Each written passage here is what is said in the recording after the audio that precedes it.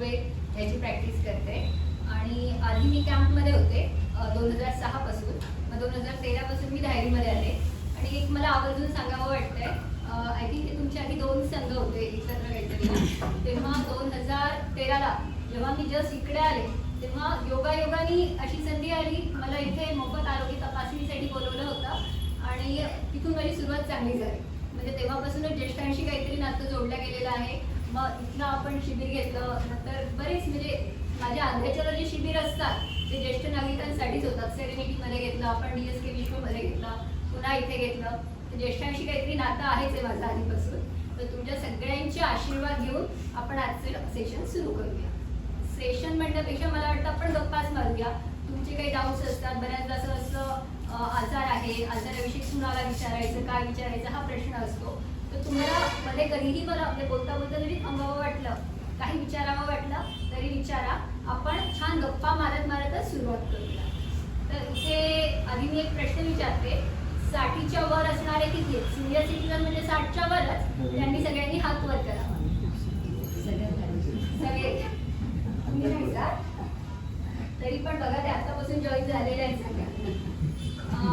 70च्या वर जे आहेत आणि त्यांना मित्रांसोबत सिंहगडला ट्रेकला जावं वाटतंय, पर्वती चढावं वाटतंय, असे किती आहे? सगळ्यांनाच वाटायला पाहिजे ऍक्च्युली. आणि 80च्या वर सुद्धा त्यांना आपल्या मित्रांसोबत हसत खेळत बागेत जावं वाटतं किंवा सिनियर सिटीजनचा असा ग्रुप जॉईन करून गप्पा माराव्या वाटतात, असे किती आहेत? म्हणजे दीर्घायुष्य पाहिजे असतं आपल्याला, पण निरोगी पाहिजे असं आपण विचार करत नाही. म्हणजे आपल्याला हसत खेळत राहणं किंवा स्वावलंबी आयुष्य पाहिजे याचा विचार आपण खूप जास्त करत नाही. फक्त दीर्घायुष्य पाहिजे असतं. जसं आपण मोबाईलचं बॅटरी संपली, त्याचा रिचार्ज 20पेक्षा कमी झालं तर आपण परेशान होतो, अरे माझ्या मोबाईलचं चार्जिंग संपलं. पण आपण काम करताना आपली ऊर्जा, एनर्जी जर कमी झाली तर आपण त्याकडे लक्ष देत नाही. आपल्याला जर रिचार्ज करायचं असेल, आपली एनर्जी जर आपल्याला वापस मिळवायची असेल तर आपल्याला काय करायला पाहिजे? नियमित प्राणायाम, योगासन केलं पाहिजे. सकाळी 30 मिनिट कंपल्सरी आपल्यासाठी द्यायचे. रोज 3 किलोमीटर चाललं पाहिजे. दिवसातून 3 ते 4 लिटर पाणी कंपल्सरी पिलं पाहिजे. सकाळी उठल्याबरोबर 2 ग्लास पाणी पिलं पाहिजे. मित्रांसोबत हसत खेळत खूप गप्पा मारल्या पाहिजे. आपण जेवढं ओपन अप होऊ, म्हणजे जेवढं मोकळेपणाने लोकांशी बोलू, अर्धा ताण इथेच सांगतो. आयुर्वेदामध्ये आम्ही तेच सांगतो, स्वस्थस्य स्वास्थ्य रक्षणम, अतुरस्य व्याधी परिमोक्षणम. म्हणजे जो स्वस्थ आहे त्याने पण आपली काळजी घ्यायची आहे आणि जो आजारी आहे त्याचा आजार दूर करण्यासाठी तर आम्ही आहेच आहे. तर त्यामुळे स्वतःची काळजी घ्यायची, थोडंसं स्वार्थी बनायचंय आपल्या तब्येतीसाठी. माझी तब्येत पहिल्यांदा, बाकी सगळ्या गोष्टी नंतर. केलं आयुष्यभर सगळ्यांचं खूप केलेलं असतं. जसं आपण म्हणतो की स्वावलंबी आयुष्य जगायचं आहे. फायनान्शियली तर तुम्ही सगळे स्ट्रॉंग आहेतच, कारण सगळ्यांना छान पेन्शन आहे. तुमची पिढी जी आहे त्यांना शाळेत म्हणजे PF वगैरे ह्या गोष्टी किंवा फिक्स डिपॉझिट, हे आमच्या पिढीपेक्षा तुमच्या पिढीने खूप जास्त केलेलं आहे. आम्ही आकाशात ब्लिंकिटवर सगळं उडवून टाकतो, दिसायला छान छान दिसतो पण बाकी काही नसतं. तुम्ही आमच्यापेक्षा करोडपती आहे, विचारांनी सुद्धा आणि पैशांनी सुद्धा. पण आता तब्येतीने आपल्याला स्वावलंबी व्हायचं आहे, कुणावरही अवलंबून राहायचं नाही. आपली बॉडी वेळोवेळी आपल्याला सिग्नल देत असते. म्हणजे इतकं छान शरीर रचना आहे आपली की देवाने अशी बनवलेली आहे, थोडं जरी काही चुकत असेल तर आपल्याला कळतं. जर तुमचे गुडघे दुखण्याआधी कधीतरी जाणवतं, अरे ताण येतोय, मी जास्त चालू शकत नाहीये, माझा स्टॅमिना थोडा कमी होतोय, पण आपण तिकडे इग्नोर करतो, लक्ष देत नाही त्याच्याकडे. तर आपल्या शरीराकडे लक्ष द्या, त्याच्यानंतर आपोआपच तुम्हाला कुठलाच आजार होणार नाही. जसं जर हृदयाचा त्रास असेल, तुम्ही पायऱ्या चढायला लागले, तुम्हाला थाप लागते, धडधड होते, दरदरून घाम सुटतो, तुम्ही म्हणता नाही आज माझा उपवास आहे, मी काही खाल्लं नसेल म्हणून थकवा जाणवतोय. पण तसं नाही, आपली बॉडी सिग्नल देते. आपल्या बॉडीचं ऐका, आपल्या शरीराचं ऐका, स्वतःची काळजी घ्या. वृद्धत्व म्हणजे नेमकं काय असतं? जसं आता वृद्धत्व प्रत्येकाला येणार आहे, म्हणजे कुणाला चुकणार नाहीये. भले तुम्ही लहानपणापासून जरी एक्सरसाइज केली, काही केली, तसं ऋतू बदलतो किंवा झाडाची पानं ही पिकल्यानंतर पडणारच आहे, पण तरी सुद्धा ते झाड आपल्याला फळ देतं, सावली देतं. तसं वृद्धत्व येणारच आहे, पण ते वृद्धत्व रडत पुढत न घालवता आपण आपलं मार्गदर्शन करून आपले, म्हणजे तुमचे इतकं ज्ञान तर आम्हाला पण देईल, म्हणजे अनुभवाचं ज्ञान हे सगळ्यात मोठं असतं. तर ते सगळ्यांना देत हसत खेळत घालवणं हेच खरं आयुष्य असतं. आहे, आजार होणार, आजार सगळ्यांनाच होणार, पण आजार कुरवाडला की तो वाढणार. आजाराचे लाड केले तर तो तुमच्या मागेच लागणार, पण आजाराला जर इग्नोर केला तर आजार पळून जाणार आहे. जसं आता माझ्याकडे ना 2 पेशंट आले होते, मी एक एक्झाम्पल सांगते. एक 80 वयाचे 2 जण. एक आजोबा आले अशी एवढी मोठी औषधांची पिशवी घेऊन, गोळ्या भरलेल्या, आमच्याच पतंजलीच्याच गोळ्या होत्या त्यांच्याकडे, ते घेऊन आले. चालता येत नाही, चालताना लंगडत येत आहेत आपले. त्याचा छोटासा नातू त्यांना धरून घेऊन आला आणि म्हटलं काय झालं काका, खूप त्रास होतोय, चालता येत नाहीये, दुखतंय, असं होतंय तसं होतंय. तसे चालतच आले, लहान नातू घेऊन आला होता म्हणजे चालता येत होतं. फक्त एक मानसिक मनामध्ये की मला कोणाच्या तरी आजाराची गरज आहे. तर त्यांना औषधं दिले, त्यांनी औषधं घेऊन ते केली. नंतर थोड्या वेळा ते काका आले आणि ही आहे ना घटना खरी आहे बरं का. ते काका बहुतेक इथेच कुठेतरी राहतात, गणेश नगरमध्येच. 80-82 पण असतील एखाद्या वेळेस. ते मस्त आपल्या ऍक्टिव्हावर एकटे अरे आपले औषधं घेता येते, पण त्यांनाही आहे बीपी आहे, शुगर आहे, सगळं आहे.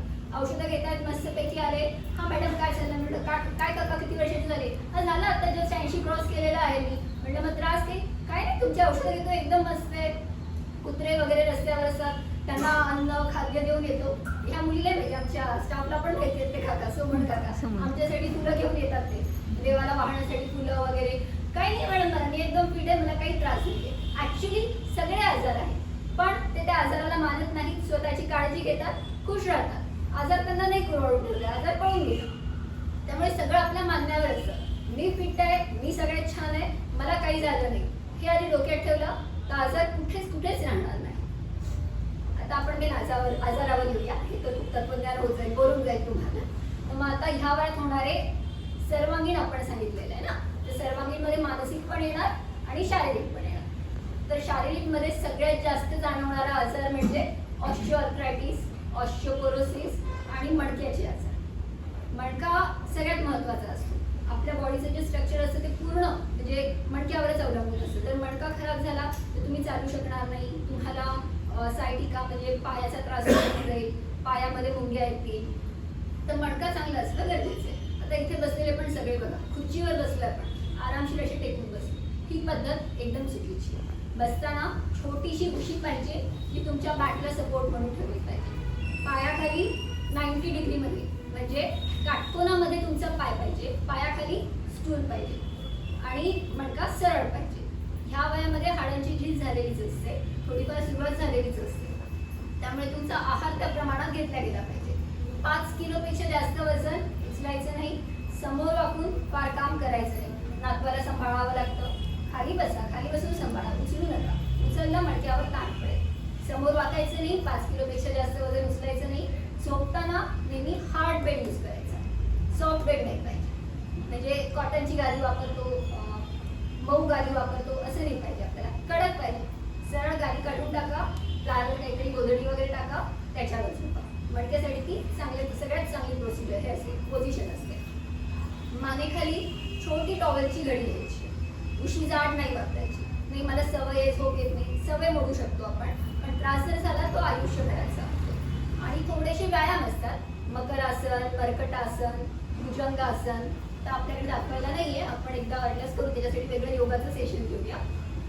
मकरासन, मर्कटासन, भुजंगासन, शलभासन हे व्यायाम 5-5 वेळेस तुमच्या कॅपॅसिटी प्रमाणे करायचे आहे. तसंच ऑस्टिओआर्थरायटिसमध्ये काय होतं, हाडांची, गुडघ्याच्या हाडांची झीज झालेली असते. त्याच्यामध्ये सायनोव्हियल फ्लुइड म्हणून असतं. सायनोव्हियल फ्लुइड म्हणजे एक प्रकारचं वंगण असतं. त्याच्यामुळे त्याची जी मोबिलिटी असते, हालचाल असते, ती योग्य प्रमाणात होत असते. जर ते वंगण ते कमी झालं तर ते एकमेकांवर घासल्या जातात, त्यांची झीज होते. मग ते बऱ्याचदा त्याच्यामधलं अंतर कमी झालं, मग गुडघ्यांचं ऑपरेशन करावं लागलं. ऑपरेशन वरून एक सांगते, आजकाल एक नवीन पार्ट निघालेलं आहे. माझा मेडिक्लेम आहे, माझे पैसे वसूल होतात म्हणून ऑपरेशन करून घेतात. पण आपलं शरीर अर्ध्या गोष्टी स्वतःहून रिपेअर करते, तर तुम्ही विनाकारण ऑपरेशन करू नका. ऑपरेशन जेव्हा हालचाल पूर्ण बंद झाली आणि काहीच करू शकत नाही. पण आपण जर आधीपासून योग्य काळजी घेतली तर ती वेळ आपल्यावर कधीच येणार नाही. आपल्याकडे आयुर्वेदामध्ये पंचकर्म हा उपाय सांगितलेला आहे. त्याच्यामध्ये आपण जानुबस्ती करतो. जानुबस्ती म्हणजे गुडघ्याभोवती उडदाची किंवा ह्याची पाळी करतो. गव्हाचं पीठ असते ना, त्याची पाळी करतो. त्याच्यामध्ये औषधी तेल सोडतो. त्याने जे वंगण कमी झालेलं आहे तुमचं, ते वंगण वाढायला सुरुवात होते. तसंच आपण कटिबस्ती करतो. बस्ती म्हणजे मणक्याभोवती पाळी करतो, त्याच्यात औषधी तेल सोडतो. मन्या बस्ती करतो, मन्या बस्ती म्हणजे मानेभोवती पाळी करतो, त्याच्यामध्ये तेल सोडतो. त्याच्यामुळे ते वंगण आपोआपच वाढायला लागतं, वाताचं प्रमाण कमी होतं. आणि अभ्यंतर बस्ती देतो आपण. एक बस्ती असतो तो तेलाचा, तर तेल 60 ml तेल आपण शरीरात सोडतो. तो आता आधी आपण बाह्य केलं, वरून पाळीमध्ये तेल सोडलं, आता आपण मधून सोडलं. सगळे जिथे जिथे कोरडेपणा आलेला आहे शरीरामध्ये, वात वाढलेला आहे, तो वात पूर्ण कमी होऊन जातो. नंतर आपण काढ्याचं बस्ती. काढ्याच्या बस्तीमध्ये शरीरातले जे टॉक्सिन्स असतात, विषारी द्रव्य असतात, ते बाहेर पडतात आणि शरीराची प्रतिकारशक्ती वाढते, शरीराला ताकद मिळते. तर बस्ती हा वातासाठी आणि हाडांच्या आजारांसाठी सगळ्यात चांगला उपाय आहे. विटामिन डी मुबलक प्रमाणात घ्यायला पाहिजे, कॅल्शियम घेतलं पाहिजे. विटामिन डी तर सूर्यदेव मोफत वाटतायत आपल्याला, फ्रीमध्ये भेटतंय, पण आपण नाही थांबणार उन्हामध्ये. आपण त्या गोळ्या विकत घेऊन खाणार. अशा रोज 30 मिनिट उन्हामध्ये, कोवळ्या उन्हामध्ये थांबायचं. कॅल्शियम आयुर्वेदामध्ये पण खूप सारे कॅल्शियमचे सांगितलेले आहेत. चंद्रप्रभावटी आहे, शिलाजित रसायन आहे, लाक्षारी गुगुळ आहे. आजकाल तर नवीन फॉर्ममध्ये आपले निघालेलं आहे ऑर्थोग्रिक, किडाने गोल्ड म्हणून गोळ्या आहेत, तर ह्या रेग्युलर घ्यायच्या. स्नेहस्वेदन म्हणजे मसाज करायची, त्याने गुडघे, मणका सगळे जॉईंट तुमचे चांगले राहतील. बऱ्याचदा अंबाताचा पण त्रास असतो लोकांना. अंबात म्हणजे काय होतं, अशी सांध्यावर सूज आलेली असते आणि हळूहळू डिफॉर्मिटी फॉर्म होते, म्हणजे असे वाकडे व्हायला लागतात. तुम्हाला ग्रीप राहत नाही, वस्तू उचलू शकत नाही तुम्ही. बायकांना स्पेशली पोळ्या वगैरे करायला त्रास होतो, तर त्याच्यामध्ये सुद्धा पंचकर्मणी पण फायदा होतो. आणि वालुका स्वेदन म्हणून एक गोष्ट असते, तर ते वाळूनी शेक दिला तर अंबात कमी होऊन जातो. हे झालं आता वाताचं आणि हाडांच्या. आता मेन आपलं हृदय, आपला असा ऑर्गन जो 24 तास कार्य करतो, ज्याला सुट्टी नाही. हृदय थांबलं आपण, त्यामुळे त्याची भीती पण सगळ्यांना वाटते. हृदय दुखायला लागलं की धडकी बसतात, अरे बापरे मला काहीतरी झालं. हृदयाची काळजी घेण्यासाठी सगळ्यात महत्त्वाचं आहे आपलं डोकं शांत, रिलॅक्स राहा, स्ट्रेस घेऊ नका, आहार व्यवस्थित ठेवा. तसे तुम्हाला तर जंक फूडचं काही नसतंच, ते आमच्या पिढीला सांगावं लागतं, जंक फूड खाऊ नका, बाहेरचं खाऊ नका, हे खाऊ नका.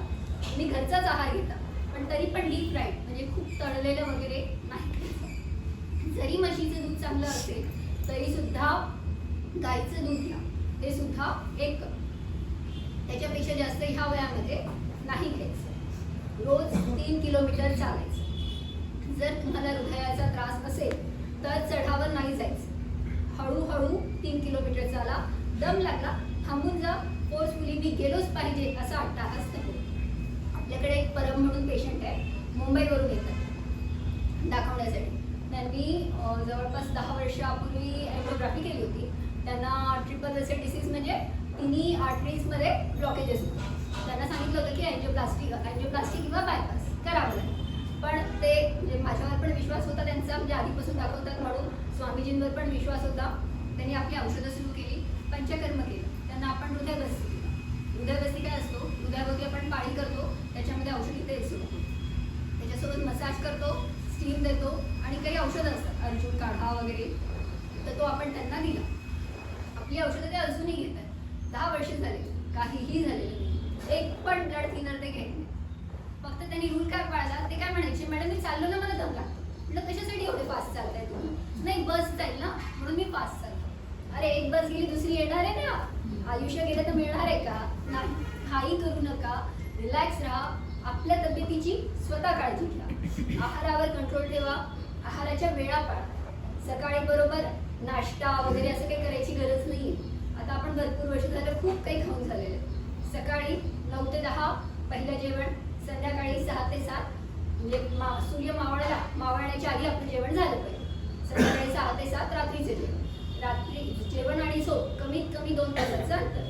दुपारी जर खूप थकवा वाटला, खूप भूक लागली तर कुठलं तरी फळ किंवा ताजं ताक सुद्धा पुन्हा गाईच्या दुधापासून बनलेलंच ताक घ्यायचं. लसूण चांगला असतो, दालचिनी पावडर पाव चमचा सकाळ संध्याकाळ घेतली, थोडंसं मधामध्ये चाटून दुधी भोपळ्याचा रस घेतला तर तो हृदयाला खूप फायदा करतो. ॲपल अ डे आपण म्हणतोच, डॉक्टरकडे जाऊच नका, ॲपल खाण डॉक्टरांपासून दूर राहा.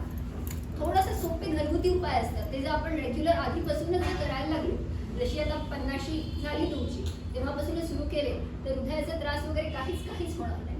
आणि अनुलोम विलोम प्राणायाम तो हृदयासाठी खूप फायदा करतो. जर येत असेल, काय ते सगळ्यांना करतात, प्राणायाम येतात? कुणाकुणाला येतात प्राणायाम? हात वर करा. जवळपास सगळ्यांना असेल तर प्राणायाम रेग्युलर करायचा. अनुलोम विलोम प्राणायाम 30 मिनिट करायचं. भ्रामरी 5 वेळेस करायचा. कपालभाती फक्त ज्यांना हार्टचा प्रॉब्लेम आहे त्यांनी थोडंसं स्लो करायचं, म्हणजे फक्त नाकाने श्वास सोडायचा, पोटावर जास्त ताण द्यायचा नाही. ओंकार 5 वेळेस कंपल्सरी करायचं. बऱ्याचदा हृदयाचा त्रास होण्याचं कारण असतं की डायबिटीज असतो. तुमचं मधुमेह खूप, शुगर लेवल खूप वाढलेली असते. जेव्हा तुमची शुगर वाढते तेव्हा तुमच्या किडनीवर परिणाम होतो, तुमच्या डोळ्यावर परिणाम होतो. आपण डायबेटिक रेटिनोपॅथी म्हणतो त्याला. हृदयावर तर परिणाम होतोच, ब्लॉकेजेस होतात. तर त्यामुळे डायबिटीज कंट्रोलमध्ये राहणं खूप महत्त्वाचं आहे. डायबिटीजसाठी औषधं तर आहेत आपल्याकडे, मधुनाशिनी वटी, मधुग्रेड, चंद्रप्रभा हे तर आहेतच. पण त्याशिवाय शुगर पूर्ण कट डाऊन करायची. साखर एक कण पण आपण घ्यायची नाहीये. मंडूकासन, ज्यांना मणक्याचा त्रास नाही त्यांनी मंडूकासन करायचं. मंडूकासन केल्यानंतर पॅन्क्रियास स्टिम्युलेट होतात आणि इन्सुलिनचं सिक्रेशन जे असतं तुमच्या शरीरात ते वाढायला लागतं. आणि इन्सुलिन जेव्हा शरीरातच तयार होईल तेव्हा एक्सटर्नली घ्यायची गरज नसते. आपल्याकडे एक पेशंट होते, गरीब पेशंट होते, म्हणजे आता 70-75 वय असेल. आपापलं कमवून आपापलं त्यांचं चालला होता, उदरनिर्वाह चाललेला होता.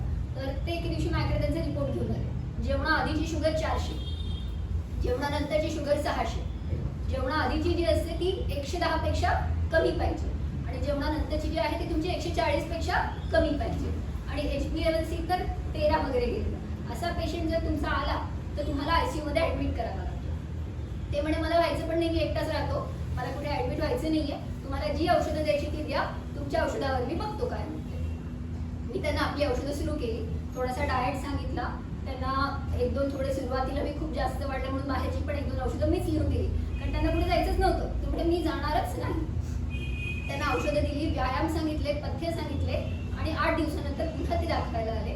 त्यांची शुगर जेवणा आधीची 170, जेवणानंतरची 250 आणि त्यालाही भरपूर दिवस झाले. आणि आता त्यांचे HbA1c सुद्धा बऱ्यापैकी 7, 6.5 असं आलेलं आहे. म्हणजे ज्या माणसाला इन्सुलिन शिवाय काहीच होऊ शकत नाही असे सुद्धा प्राणायाम, योगासन आणि डाएट फॉलो केला आणि रिलॅक्स राहिले. मी त्यांना म्हटलं काका स्ट्रेस घ्याल, काही करू शकणार नाही, म्हटलं ऍडमिट करावंच लागेल, पर्यायच नाही. नाही मॅडम तुम्ही सांगा, मी तसं करतो. रोज 3 किलोमीटर चालायला जातात सकाळ संध्याकाळ, मस्त हसत खेळत राहतात. कसलं तरी काहीतरी दुकान आहे त्यांचं, आपल्या पुरतं कमवतात, खातात, मस्त राहतात. आणि शुगर नॉर्मल. स्ट्रेस नकोय. अर्ध्या आजारांचं कारण जे आहे ते स्ट्रेस आहे. स्ट्रेसमुळेच तर ह्या वयामध्ये ते अल्झायमर्स, मेमरी लॉस हे सगळे जे आजार होतात ते त्याच्यामुळेच होतात. आपण एक खेळ खेळूया आता. काका एका फळाचं नाव सांगा. आंबा. काकू एका फुलाचं नाव सांगा. कोणी पण सांगा. जाई. एका प्राण्याचं नाव सांगा काका. वाघ. आता हे 3 प्राणी झालेले ना.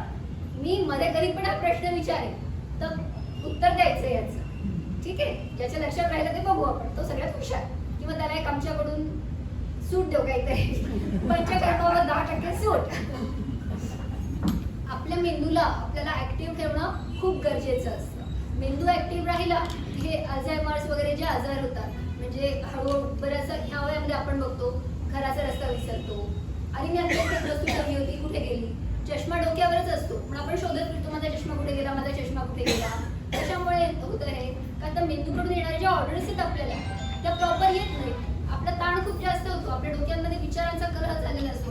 अरे मुलाचं काय होईल, माझ्या मुलाचं करिअर कसं, माझ्या मुलीचं सासरी किती छळ होत असेल, नातवांच्या अभ्यासाचं टेन्शन. काही गरज नाही, आपल्या सगळ्या जिम्मेदारी संपलेल्या आहेत, आपण खूप छान केलेलं आहे. म्हणूनच आपले मुलं आपल्या पायावर उभे. विचार करू नका, कुठलाच आजार होणार नाही. प्राणायाम मात्र कंपल्सरी करायचे, स्वतःला फ्रेश ठेवण्यासाठी प्राणायाम करायचे. एक ना कालचीच केस आहे, आपल्या क्लिनिकमध्ये एक बीपीची पेशंट आली. बीपीला आपण सायलेंट किलर म्हणतो. बीपी हा आजार असा आहे तो जर जास्त काळ राहिला तर खूप मोठं नुकसान होऊ शकतं, म्हणजे पॅरालिसिस वगैरे असं येऊ शकतं. ती नेहमी येणारी पेशंट. तिचं बीपी मी चेक करते तर नेहमी नॉर्मल 110-70.